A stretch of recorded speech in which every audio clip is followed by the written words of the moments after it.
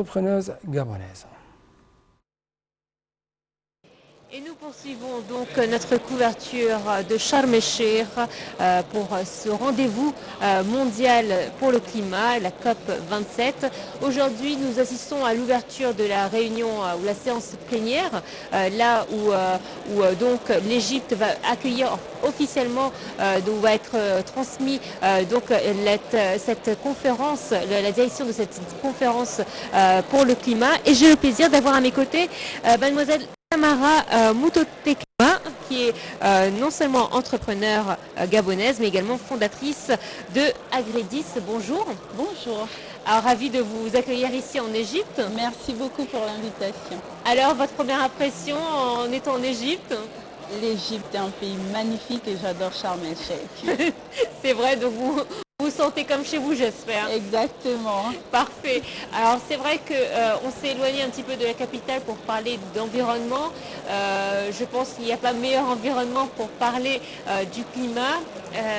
Et c'est vrai qu'aujourd'hui, les Africains sont présents pour revendiquer leurs droits, faire entendre leur voix également, car malheureusement le temps nous est compté et les défis sont nombreux. Comment vous avez pris conscience des défis justement auxquels nous faisons face? Alors c'est une très belle question.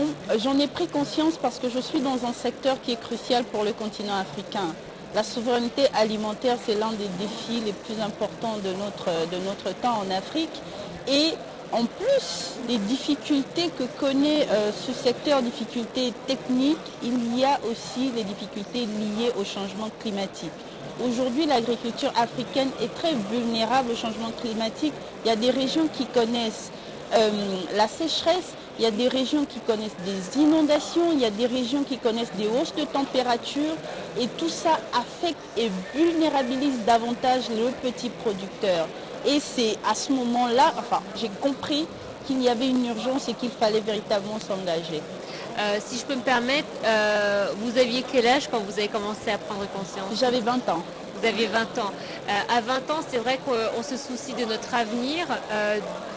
Sur le plan personnel, on va faire quelles études, on va travailler, où est-ce qu'on va travailler?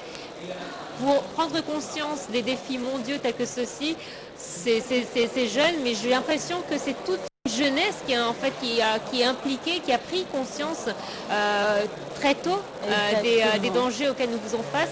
Cette année, on l'a vu, il y a eu énormément de pays qui ont souffert. Le Bangladesh est un exemple.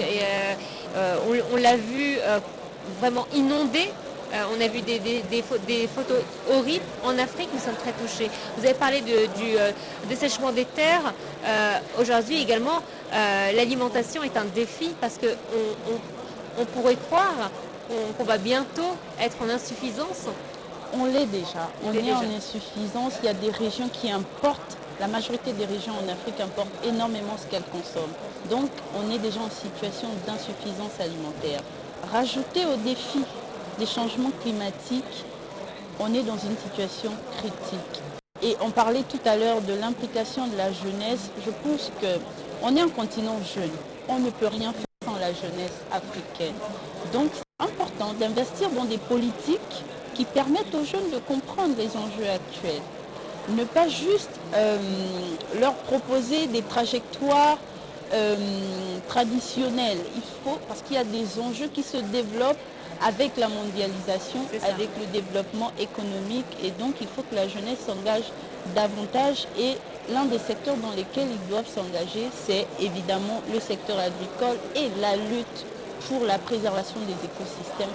Parce qu'aujourd'hui, la question centrale qu'en tant que jeune on devrait se poser, c'est quel est le développement que je souhaiterais pour mon continent? Est-ce que c'est un développement qui détruit les écosystèmes et qui va aujourd'hui nous mettre dans la même situation que les pays pollueurs? Non, je pense que ce n'est pas ce qu'on souhaite, et il faut penser aux solutions qui nous permettraient de ne pas vivre la même situation. Parce qu'aujourd'hui, on a un continent qui reçoit la pollution, on a fait 4% des émissions, et du coup, on n'aimerait pas que nos enfants, nos petits frères, nos petits-enfants subissent les mêmes choses. Et du coup, c'est un engagement tout à fait logique en tant que jeune Africain.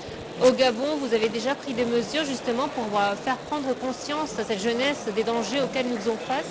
Oui, au Gabon, il y a des mesures qui sont prises. Il y a un Conseil national climat qui est créé, il y a un ministère de la jeunesse, il y a une COP pour les jeunes qui est organisée. Donc il y a pas mal d'actions. Évidemment, il faut en faire plus, mais il y a déjà un début de prise de conscience. Vous avez accueilli il y a quelque temps la première semaine, La semaine africaine africaine du climat, Exact. qui fut un succès, un rendez-vous africain où